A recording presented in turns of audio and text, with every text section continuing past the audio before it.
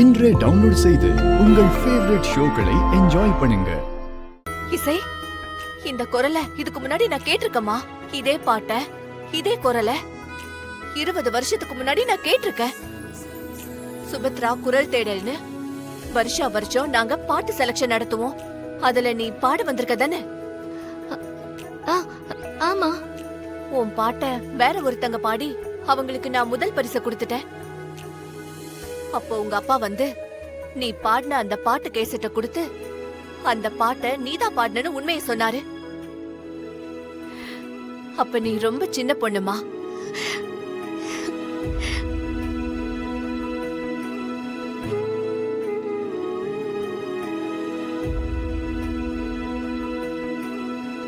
சொல்லுமா, நீதானே அந்த பொண்ணு? ஆமா அத்தை. அத்தை, நானும் எங்க அப்பாவும் காம்படிஷனுக்கு வந்திருந்தோம். எனக்கு ஞாபகம் இருக்கு. அப்பா, அந்த வருஷம் சுபத்ரா குரல் தேடலுக்கு நான் உன் குரலை தான் தேர்ந்தெடுத்தேன். உன் அப்பா கிட்ட என் ஆபீஸ் அட்ரஸ் கொடுத்து உன்னை கூட்டிட்டு வர சொன்னேன். அடுத்த நாள் நீங்க வருவீங்கன்னு உங்களுக்காக நான் காத்துக்கிட்டே இருந்தேம்மா. அதுக்கப்புறம் பல நாள் நான் உங்களுக்காக காத்துட்டு இருந்தேன். ஆனா நீங்க வரவே இல்ல. உன்னை தேடி கூட்டிட்டு வர சொல்லி என் மேனேஜரை உங்க ஊருக்கு கூட அனுப்பி வச்சேன். அவரு வந்தாரா? அதுக்கப்புறம் ஏமா நீங்க யாருமே வரவே இல்ல? என்ன ஆச்சு? என் அட்ரஸ் ஏதாவது தொலைச்சிட்டீங்களா? என்னமா நடந்துச்சு சொல்லு. அப்பா உங்களை பார்க்க கூட்டிட்டு போறேன்னு சொன்னார் அத்தை. நீங்க என்ன பெரிய பாடகி ஆக்க போறீங்கன்னு சொன்னாரு. எங்க அம்மா கிட்ட வந்து பெருமையா சொல்லிட்டு இருந்தாரு. ஆனா நாங்க இங்க இருந்து ஊருக்கு போனதுக்கு அப்புறம் கோயில்ல ஒரு பாட்டு கச்சேரி நடந்துச்சு. நான் பாடிட்டு இருந்தேன். அம்மாவும் அப்பாவும் கூட்டத்துல உட்கார்ந்து அதை கேட்டுட்டு இருந்தாங்க. கச்சேரி நல்லபடியா முடிஞ்சது. எல்லாருமே என்ன பாராட்டினாங்க. நான், அம்மா, அப்பா சந்தோஷமா ஆட்டோல வந்துட்டு இருந்தோம். மழை இடியா இருந்துச்சு. அப்போ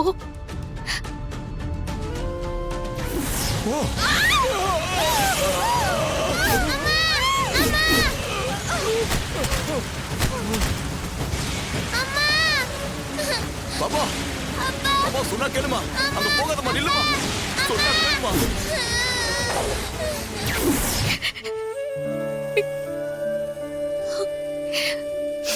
அதுக்கப்புறம் எனக்கு பழைய விஷயம் எதுவும் ஞாபகத்துக்கு வரல. அவ்வளவுதான், பாடுறதே வேணான்னு தோணிடுச்சு.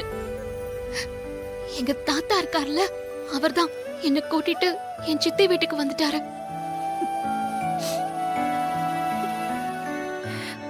அன்னைக்கே உன்னை என் கையோட கூட்டிட்டு வந்துடணும்னு நினைச்சேன். நீ ஒண்ணும் வருத்தப்படாத. Don't worry.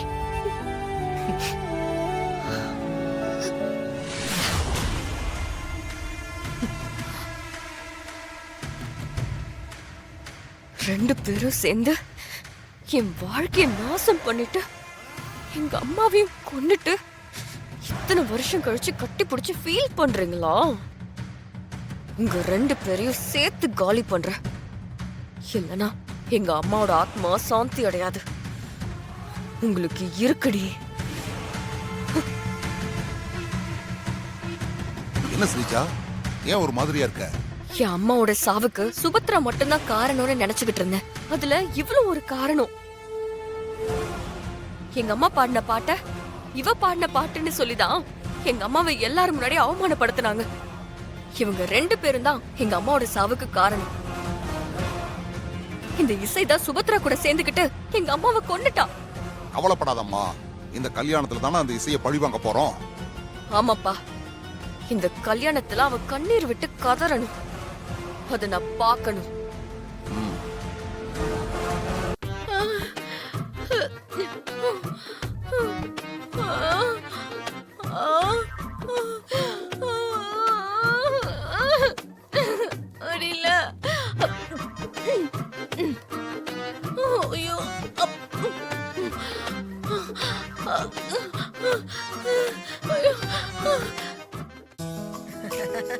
சுபத்ரா, இன்னைக்கு எனக்கு நேரம் போனதே தெரியல புள்ள.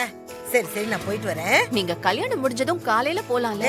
நாளைக்கு காலையில முக்கியமான வேலை இருக்குன்னு சொன்னேன்ல, இன்னைக்கு நைட்டே பஸ் டிக்கெட் புக் பண்ணிட்டேன். சரி வரேன். சரி பார்த்து போயிட்டு வாங்க. நீங்க வந்ததுல ரொம்ப சந்தோஷம் பெரியம்மா. சரி, சரி, சரி. போயிட்டு வாங்க. சுபத்ரா, நான் திரும்பவும் சொல்றேன், தப்பா எதுவும் நினைச்சுக்காத.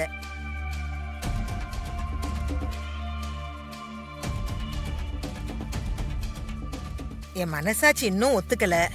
அந்த ஸ்ரீஜா தான் உனக்கு மருமகளா வரணுமா? எனக்கு என்னமோ சரியா படல, அதான் சொல்றேன். விஷாலுக்கும் ஸ்ரீஜாவுக்கும் ஒருத்தர் பிடிச்சிருக்கு. வாழ போறது அவங்க.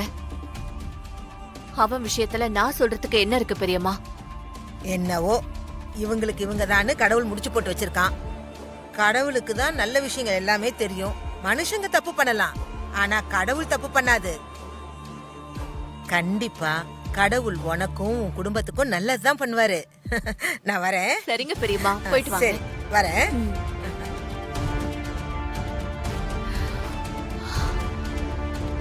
அப்பாடா, ஒரு வழியா கிளம்பிட்டாங்க.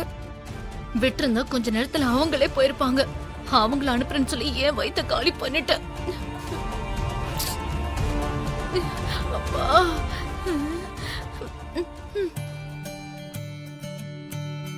அக்கா, நீ ஏன் பாடுறத நிறுத்திட்ட? உன் குரல் எவ்வளவு அழகா இருந்துச்சு தெரியுமா? நாளைக்கு என் தங்கச்சிக்கு கல்யாணம் ஆக போகுது. இனிமே என்னை இப்படி என்கரேஜ் பண்றதுக்கு எனக்கு யார் இருக்கா? நாளைக்கு நம்ம 2 பேருக்கும் தான் கல்யாணம் நடக்க போகுது. நாம 2 பேரும் வாழ்க்கை முழுக்க ஒன்னாதான் இருக்க போறோம். நான் உன்னை விட்டு போகவே மாட்டேன். சமந்தி, உங்க சொந்தக்காரங்களை நல்லபடியா கவனிச்சுக்கோங்க. எந்த ஒரு குறையும் வந்துடக்கூடாது. ஆமாம்மா, யாருக்கும் எந்த குறையும் வந்துடக்கூடாது. எல்லாத்தையும் நான் பாத்துக்கிறேன் மேடம். வணக்கம் மேடம். வணக்கம் மேடம், கல்யாண பொண்ணுக்கு மெஹந்தி வைக்க வந்திருக்கோம் மேடம். வாங்க வாங்க. உங்களுக்காக தான் நான் வெயிட் பண்ணிட்டு இருந்தேன். கல்யாண பொண்ணு மேல இருக்காங்க, அங்க போயிட்டு நீங்க மெஹந்தி போட்டுருங்க. சரிங்க மேடம். சரிங்க மேடம். வா.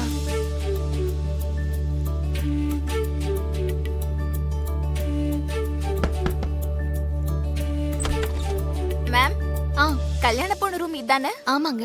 மெஹந்தி போட வந்திருக்கோம். ஓ, வாங்க வாங்க வாங்க வாங்க. நீங்க தான் மெஹந்தி ஆர்டிஸ்டா?